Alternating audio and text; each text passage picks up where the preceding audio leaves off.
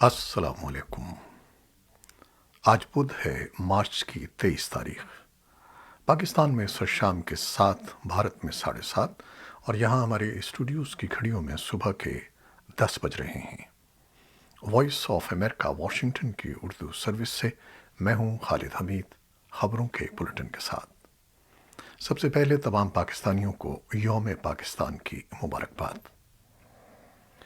پاکستان کے صدر ڈاکٹر عارف علوی نے کہا ہے کہ پاکستان اپنی خود مختاری پر کبھی سمجھوتا نہیں کرے گا جبکہ کسی بھی بیرونی جارحیت سے سختی سے نمٹا جائے گا۔ پاکستانی قوم ملک کو مضبوط اور خوشحال بنانے کے سفر میں متحد کھڑی ہے۔ بدھ کے روز اسلام آباد کے پریڈ ایونیو میں یوم پاکستان کی پریڈ سے مہمان خصوصی کی حیثیت سے خطاب کرتے ہوئے انہوں نے کہا کہ میں دشمن پر واضح کرنا چاہتا ہوں کہ پاکستان اپنی خود مختاری پر کبھی سمجھوتا نہیں کرے گا، کیونکہ قوم اور اس کی مسلح افواج کسی بھی جارحیت کو ناکام بنانے کے لیے تیار ہیں۔ اس سال یوم پاکستان کی سالانہ تقریب کو بہت اہمیت حاصل ہے، کیونکہ 57 رکنی اسلامی تعاون تنظیم OIC کے وزرائے خارجہ نے مسلح افواج کی پریڈ کا مظاہرہ دیکھا۔ ملک بھر میں یوم پاکستان کی تقریبات منانے کا سلسلہ جاری ہے۔ پریڈ میں سعودی عرب، ترکی، ازبکستان، آذربائیجان اور بحرین سمیت دوست ممالک کے دستوں نے بھی شرکت کی۔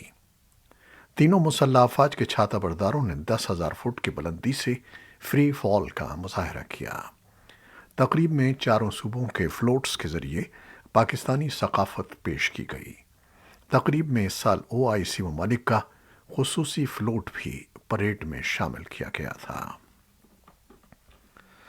امریکہ کے صدر جو بائیڈن آج بدھ کے روز برسلز کے لیے روانہ ہو رہے ہیں، جہاں وہ نیٹو اور یورپی اتحادیوں سے ملاقات کریں گے، اور توقع ہے کہ وہ یوکرین پر روس کے حملے پر روس کے خلاف نئی پابندیوں کا اعلان کریں گے۔ وائٹ ہاؤس کے قومی سلامتی کے مشیر جیک سلیون نے کہا کہ وہ روس پر مزید پابندیاں لگانے اور ان کا مضبوطی سے اطلاق کرنے کو یقینی بنانے کے لیے ہمارے شراکت داروں کے ساتھ شامل ہوں گے۔ یوکرین کے صدر ولودیمیر زیلنسکی جمعرات کے روز نیٹو سربراہی اجلاس سے ورچوئل خطاب کرنے والے ہیں، اور انہوں نے اجلاس سے پہلے کہا کہ انہیں توقع ہے کہ مغربی رہنما روس پر پابندیوں میں اضافہ کریں گے اور یوکرین کے لیے مزید امداد کا وعدہ کریں گے۔ روسی افواج کے یوکرین پر حملہ کرنے کے تقریباً ایک ماہ بعد ایسے اشارے مل رہے ہیں کہ یوکرین کی افواج جارحانہ انداز میں روسی فوجیوں کو نشانہ بنا رہی ہیں اور بعض صورتوں میں اپنا کھویا ہوا علاقہ واپس لے رہی ہیں۔ یوکرین کی وزارت دفاع نے منگل کو کہا کہ اس کی افواج نے شدید لڑائی کے بعد دارالحکومت کییف کے مضافاتی علاقے ماکاریف کو واپس لے لیا ہے۔ یوکرین کی فوج نے خارکیف سے 100 کلومیٹر جنوب مشرق میں شہر ایزیوم میں اور ملک کے جنوبی حصے میں خرسون شہر کے قریب کے علاقوں میں بھی جوابی کارروائی شروع کی ہے۔ امریکی حکام نے یوکرین کی کوششوں پر تبصرہ کرنے سے انکار کر دیا ہے، لیکن انہوں نے یہ کہا کہ ملک کے کچھ حصوں میں صورتحال تبدیل ہوتی دکھائی دے رہی ہے۔ پینٹاگون کے پریس سیکریٹری جان کربی نے منگل کو دیر گئے نامہ نگاروں کو بتایا کہ ہم نے ایسے آثار دیکھے ہیں کہ یوکرینی اب جوابی کارروائی میں شدت لا رہے ہیں۔ انہوں نے کہا کہ وہ بہت ہوشیاری سے، دانش مندی سے ایسی جگہوں کا دفاع کر رہے ہیں جن کے بارے میں ان کا خیال ہے کہ دفاع کے لیے وہ درست مقامات ہیں۔ وائٹ ہاؤس کے قومی سلامتی کے مشیر جیک سلیون نے یوکرین کے لیے کریملن کے منصوبوں کے بارے میں صحافیوں کو بتایا کہ روس اب تک واضح طور پر ناکام رہا ہے۔ چاہے روس ایک شہر پر، ایک قصبے پر یا مزید علاقے پر قبضہ بھی کر لے، وہ کبھی بھی اس مقصد کو حاصل کرنے کے قابل نہیں ہوگا جس کا اس نے تعین کیا تھا۔ یوکرین کے بہادر شہری شکست تسلیم کرنے سے انکار کر رہے ہیں اور مقابلہ کر رہے ہیں۔ روس کی وزارت دفاع نے اپنے انگریزی زبان کے ٹیلی گرام فیڈ پر جنگ کی ایک مختلف تصویر کشی کی ہے، جس میں روسی افواج کی تعریف کی گئی ہے جب وہ جنوب مشرقی یوکرین کے کچھ حصوں پر پیش قدمی کر رہی تھیں اور یوکرینی افواج پسپا ہو گئی تھیں، اور انہوں نے یوکرین کے ایندھن کے ڈیپوؤں اور پوزیشنوں پر اپنے طویل فاصلے تک مار کرنے والے ہتھیاروں کی مدد سے قبضے کا دعویٰ کیا ہے۔ یوکرین کے کئی شہری علاقے روسی افواج کی شدید گولہ باری اور میزائل حملوں کی زد میں ہیں، اور پناہ گزینوں کے عالمی ادارے کی ایک رپورٹ میں بتایا گیا ہے کہ منگل کے روز تک 35 لاکھ یوکرینی باشندے اپنی جانیں بچانے کے لیے ملک چھوڑ کر جا چکے تھے، جن میں سے 20 لاکھ افراد پولینڈ چلے گئے ہیں۔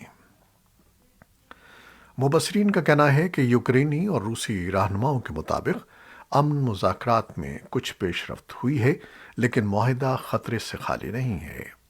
کچھ مغربی حکام اور آزاد مبصرین شکوک و شبہات کا شکار ہیں اور فکر مند ہیں کہ ماسکو نیک نیتی سے مذاکرات نہیں کر رہا اور مذاکرات کا محض استعمال کر رہا ہے تاکہ نیٹو کو یوکرین کے لیے جارحانہ اور زمین سے فضا میں مار کرنے والے دفاعی نظام اور دیگر جدید ترین ہتھیاروں کی فراہمی یا مغربی پابندیوں میں شدت پیدا کرنے سے روک سکے۔ یہ شکوک و شبہات بھی موجود ہیں کہ اگر کیف اور ماسکو کچھ ٹھوس شرائط پر پہنچ بھی گئے تو معاہدے کے نفاذ کے لیے ضروری صورتحال کا حصول تقریباً ناممکن ہو جائے گا، جیسا کہ سن 2015 کے منسک معاہدے کے ساتھ ہوا تھا، جس کا مقصد ڈونباس میں لڑائی ختم کرنا تھا۔ ڈونباس میں ماسکو کے حامی علیحدگی پسندوں نے کریملن کی مدد سے قبضہ کر لیا تھا۔ اقوام متحدہ کے سیکرٹری جنرل اینتونیو گوتریس نے منگل کو کہا کہ یوکرین میں جنگ ناقابل فتح ہے اور اس کا فوری نتیجہ بھی سامنے نہیں ہے، اور اب وقت آ گیا ہے کہ فریقین جنگ بندی پر بات چیت کریں۔ ان کا کہنا تھا کہ کئی اہم امور پر غور کیا جائے۔ گوتریس نے اقوام متحدہ کے ہیڈ کوارٹر میں صحافیوں کو بتایا کہ دشمنی کو ختم کرنے کے لیے کافی جواز موجود ہے کہ سنجیدگی سے مذاکرات کیے جائیں۔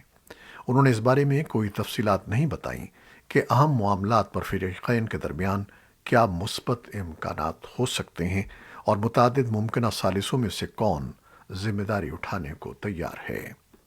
تاہم یوکرین کے صدر ولودیمیر زیلنسکی نے حالیہ دنوں میں بنیادی طور پر اپنا مطالبہ ترک کر دیا ہے کہ یوکرین نیٹو میں شامل ہونے کا حق برقرار رکھتا ہے، جبکہ ترکی اور اسرائیل ممکنہ ثالثوں میں شامل ہیں۔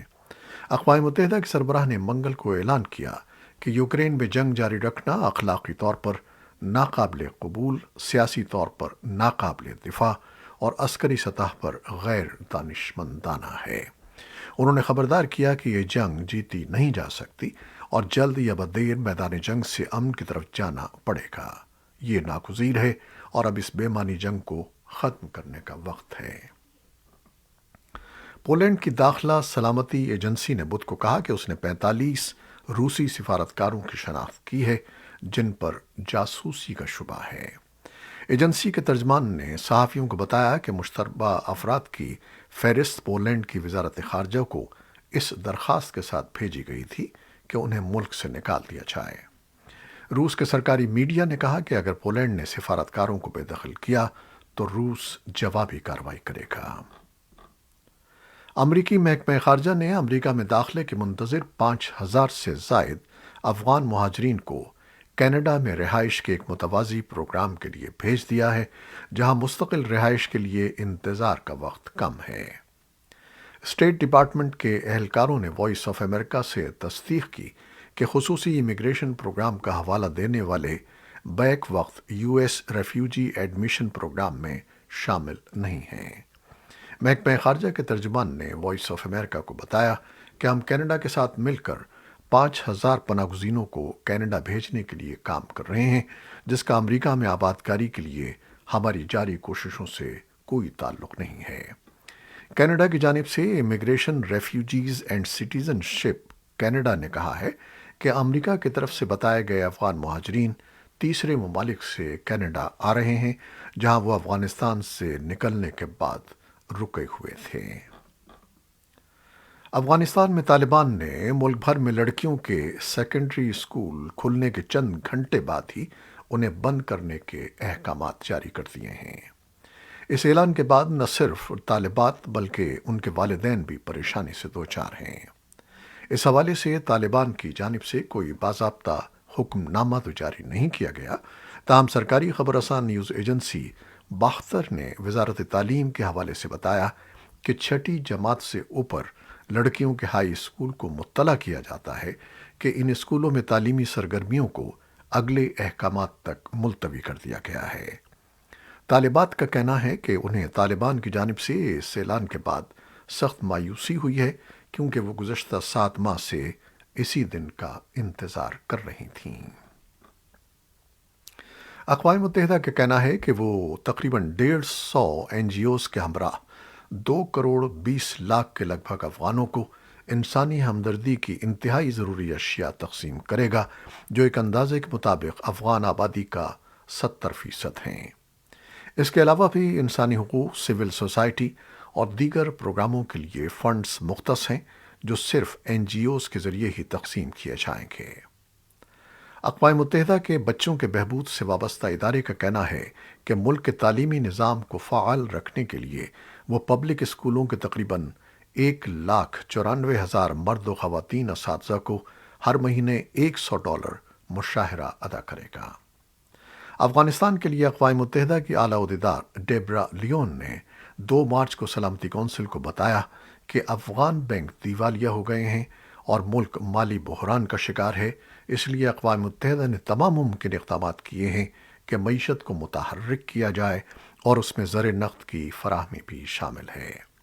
انہوں نے کہا کہ طالبان پر سخت گیر بین الاقوامی پابندیوں کے باعث اقوام متحدہ کے اداروں اور این جی اوز پر لازم ہے کہ وہ افغانستان کی موجودہ حکومت سے کوئی معاملات نہ کریں۔